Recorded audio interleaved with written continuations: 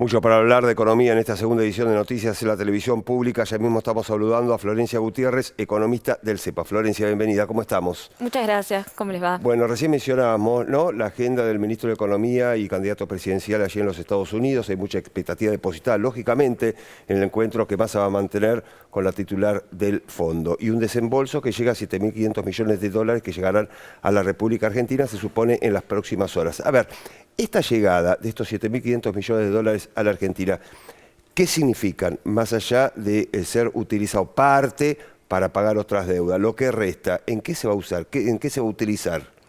Bueno, es importante lo que resaltás. Es cierto que esos 7.500 millones de dólares, que para que se entienda, engloba las dos revisiones, tanto la quinta como la sexta revisión que hace el Fondo Monetario Internacional al país, porque Argentina ya le pagó. Claro. Le pagó gracias a créditos puentes que recibió de otros organismos, la CAF, Qatar, China. Por eso de esos 7.500 millones de dólares, aproximadamente hay 3.500 más o menos que vos vas a tener que devolver. El resto, vos tenés que, por un lado, te va a permitir el Fondo Monetario Internacional hacer algunas intervenciones en el mercado cambiario. ¿Para qué? Para evitar que sigan subiendo los dólares financieros, los que son libres. Pero por otro lado, no tenemos que olvidar que más adelante, particularmente tanto en septiembre como en octubre, tenemos también vencimientos con el Fondo Monetario Internacional por aproximadamente un poco más de 3.000 millones de dólares. O sea que parte de esos dólares, además de que se va a utilizar para los insumos, para intervenir en la brecha, también se le va a pagar al Fondo Monetario. Florencia, ¿qué pasa con la inflación? Digo, porque hay un vínculo entre el acuerdo con el Fondo Monetario Internacional, el cumplimiento de las metas y los aumentos de precios, la inflación que impacta en el bolsillo. Digo, porque a veces cuando hablamos del Fondo Monetario Internacional parece lejano en relación a nuestra vida cotidiana. Sí, el vínculo es directo, ¿no? Lo confirmaba también ayer nuevamente el ministro de Economía. Impuso el Fondo Monetario una devaluación que pretendían que sea el 100%, finalmente fue del 20%. El traslado de precios en Argentina es prácticamente directo. De hecho, la suba del tipo de cambio oficial, que pasó de 290 aproximadamente a 350, el 22%, impactó de manera directa en los precios prácticamente al día siguiente, ¿no? Los supermercados, las carnicerías, los comercios recibían lista de proveedores ya con muchos precios actualizados cuando había precios. Eso se fue ordenando con el correr de la semana. Se armó una unidad de renegociación de precios que le está encabezando Mitchell, que es actualmente titular de aduana, pero que además hay otras patas de organismos. Digo, está FIP para tratar de dar el alivio fiscal y que entonces la devaluación no tenga un impacto tan directo. Está Tomolini con comercio exterior, tratando de ver que, bueno, aquellas empresas que tengan el cumplimiento de precios puedan acceder a dólares para importar. Está Rubinstein, que no es un detalle menor lo que dijo en la conferencia de prensa que se hizo el día martes, cuando él dice los márgenes brutos que están teniendo en este momento muchas empresas de la industria alimenticia están en el orden del 45%, según sus propios estudios, cuando al inicio de la gestión de Alberto Fernández eran del 30%.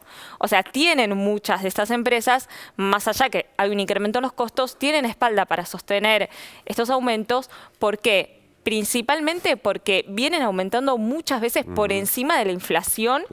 Caso como puede ser azúcar, fideos, algunos lácteos, que si uno mira cuánto aumentaron en términos interanuales, están por arriba del 150%, por arriba de la inflación interanual.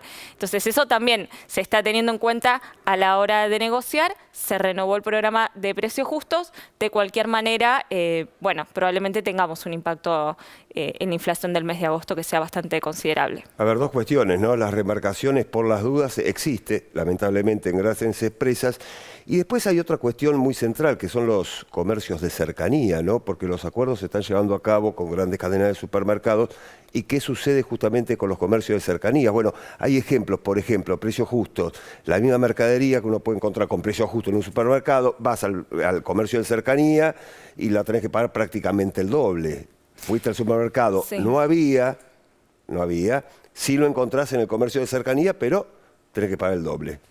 Sí, recuerdan que en su momento se quiso hacer un precio justo en los comercios barriales, Sí. se implementó, en algunos lugares se encontraba, en algunos otros lugares era más difícil que se encuentre.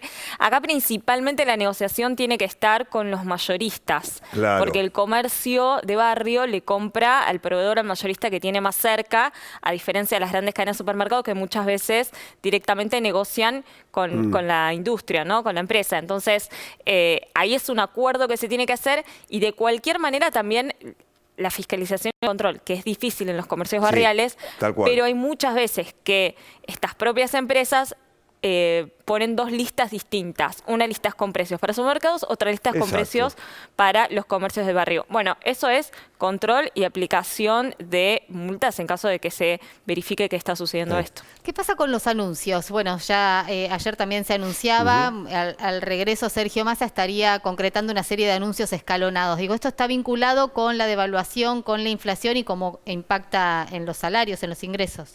Sí, la devaluación impacta en los ingresos, pero también Nobleza obliga a reconocer que hay muchos refuerzos que también, independientemente de la devaluación, se tendrían que estar en la agenda, en el análisis, porque veníamos hablando, ¿no?, de esta falta quizás de recuperación de los ingresos, por lo menos en algunos sectores. Los anuncios van a estar vinculados principalmente a lo que tiene que ver con refuerzo en jubilaciones, en trabajadores formales a través de una suma fija, independientemente de la negociación de la paritaria, que muchos gremios ya están dando esa discusión. La suma fija, creemos nosotros, desde el CEPA lo venimos incluso diciendo, Sí. es muy importante, se aplicó, ni bien asumió Alberto Fernández en febrero del 2020 y permitió recuperar prácticamente en 2 meses entre 4 y 6 puntos de poder adquisitivo. Después la pandemia se lo terminó de comer, No, ¿no? claro. Pero la suma fija es importante, las paritarias y después todo lo que tiene que ver con el universo de los trabajadores informales, ¿no? Asignación universal por hijo, quizás refuerzo del salario mínimo vital y móvil, que eso impactaría en potenciar trabajo, tarjeta alimentar. Bueno, tratar de abarcar todos los sectores que hoy sus ingresos se vieron disminuidos por la devaluación. Bien, Florencia Gutiérrez del CEPA, gracias por venir. A ustedes.